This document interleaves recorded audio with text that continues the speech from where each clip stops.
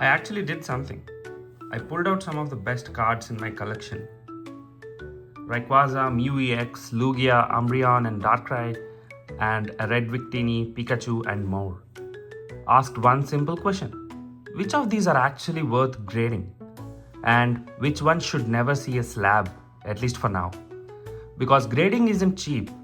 If we send the wrong card, we are basically burning money. So in this video, we are running a little experiment. We'll put each of these cards through a simple checklist. And at the end, I'll share the biggest lessons I learned so you don't waste money on grading either. Here's the grading checklist I'm using in this video. Number 1. Popularity. Is the Pokemon actually in demand? Charizards, Rayquazas, Mews, Lugias, Umbreons, those kind of cards. Number 2. Rarity and print. Is it something special? EX, GX, Tag Team, Alt Art, Full Art, Promo, Secret Rare, Old Era, or just a regular holo? Number 3. Condition. Surface, edges, corners, holo and centering. I only want mint or strong near mints. Number 4. Raw value versus graded potential. Roughly, is this a few dollar card? Or does it have real upside if it hits a 9 or 10? Number 5. Do I love it enough to slab it? Sometimes I grade a card not for profit, just because I want it protected forever. Let's run these cards through this checklist and be brutally honest. First up, Rayquaza from Delta species. Let's go through the checklist now. Popularity. It's a Rayquaza, so huge yes. Rarity and print. This is from the old Delta species era, which is already special and not being reprinted, so a big yes. Condition. The surface looks really clean. There are no whitening along the edges. The corners looks crisp. Now, let's look at the back. The back looks perfect. The centering is a bit off on the bottom, so it's bottom heavy. So from the condition perspective too, it is a yes. Raw versus graded. This is not a bulk card. As a Delta Rayquaza is in a high demand, it has real long-term potential. So a big yes there. Do I love it? Absolutely. For me, this Rayquaza is 100% going in my grading submissions. Card number 2. Mew EX Full Art. Popularity. Mew is a fan favorite, so an easy yes there. Rarity and print. Full Art EX with texture, so it's an absolute yes. Condition. When I tilt it under the light, it's flawless. The corners looks crisp. The edge of the card is amazing. This is a mint condition card, so obviously we can expect that. Now let's take a look at the back. At the back to the corners are really good. The centering here as well is slightly off, I would say. But this is clearly a gradable card for me. So this is also going to my grading part. Next up is Lugia GX. Popularity wise, Lugia is a very popular legendary Pokemon, so a big yes there.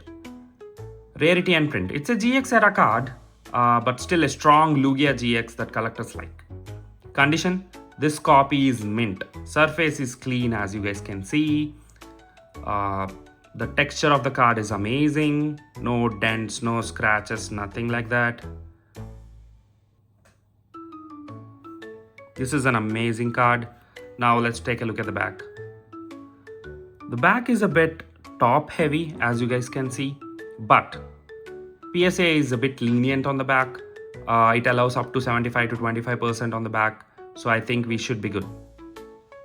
Next, do I love it? Yes. Lugia is one of those Pokemons I am happy to have slabbed. Raw versus grade value. This card, raw, is around $100. So a graded one could fetch me more money. So this Lugia GX is also going in my yes graded stack. Next up, Red Victini from Black Bolt. Popularity. Victini isn't as big as Charizard or Rayquaza, but it still has a fan base, and this art on the card is really amazing. The card itself is amazing. It's a full red with a big Victini, and the texture of the card is really good, as you guys can see. Rarity and print. Full art, unique red look, not something you see every day. Next, condition. This copy is mint.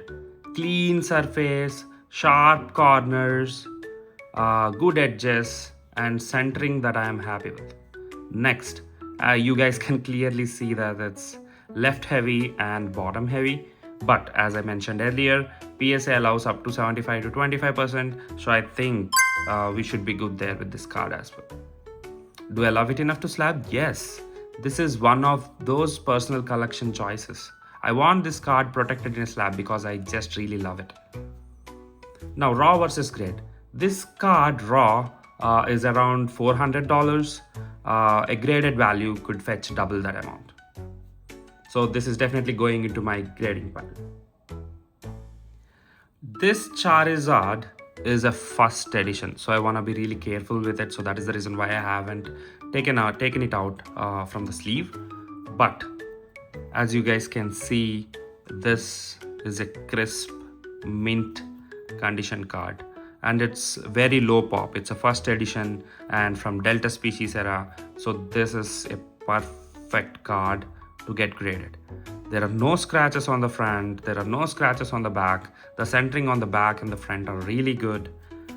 This card is really amazing and I want to grade it, and I'm looking forward to get a 10 in this. Now let's talk about cards that are mint, but I am still not grading them. First, this Umbreon and Darkrai Tag Team GX. Popularity wise, absolutely yes. Umbreon and Darkrai are huge cards. Surface and edges really clean, as you guys can see. The problem is centering. As you guys can see, it's very much left heavy and then slightly bottom heavy. So this doesn't fall into the 75-25% PSA range on the back centering wise. So PSA will definitely knock it down to a 9. A 10 of this card fetches around $1,500 to $1,800, but a PSA 9 is around 200. So I don't want to take a risk there. And there are some white nicks on couple of corners, so that is the reason why I'm not going to grade this card even though it is in a mint condition. Next is this Pikachu with trainer card. Front looks perfect, as you guys can see. Holo looks amazing, artwork is adorable, but on the back, if you look really close, on the corner there is this white nick. There is a small one here too, and the centering is a bit off too. It's bottom heavy. So considering these two things on the back, I think this won't get a strong grade. For most people, that's still near mint and totally fine for a binder. But for grading, especially with modern cards, these tiny flaws plus centering can be enough to keep it from hitting a top grade. Since I'm trying to be strict with what I send now, I've decided this Pikachu stays raw. A great binder card, but not going to be graded right now. Last is this Lugia V. I love this card. The art is really amazing. Again, at first glance, it looks mint. The surface is clean, edges look good, but look at the centering. One side border is noticeably thinner than the other. For a display binder, that's totally fine, but for a graded card, centering like this can easily drop the card's grade. Since I only want to send cards where I am happy with both the condition and centering, this one doesn't quite make the cut for me right now. So even though Lugia V is in mint, even though I really love this card, it's going in the no grade for me pile. Now let me show you guys an example 10. Just look at this card. What you guys can see? You guys can clearly observe that the centering is really amazing. It's picture perfect. On the back, the centering is amazing too. The corners are really good. There are no white dots. It's really crisp. That's the reason why this card got a 10. So, what did I learn from putting these cards through this grading experiment? Lesson number 1. Mint isn't enough. A card can be perfectly mint, but off center or having tiny whitening, that can still make grading not worth it right now. Lesson number 2. Popularity plus rarity plus condition equals to grading candidates. That's why cards like Rayquaza, Mew EX, Lugia GX, and the Red Victini made my grading pile. They either have strong upside or are cards I personally want protected. Lesson number 3. Sometimes no grade is a smart move. Umbreon and Darkrai GX, Pikachu and Lugia V are all beautiful and mint, but the centering and tiny flaws make them better a raw card for now. Lesson 4. Grading should match your goals. Rayquaza, Mew EX are more value plus collection plays. Victini is mainly a personal collection choice. That's okay. Just be honest with yourself about why you are grading it.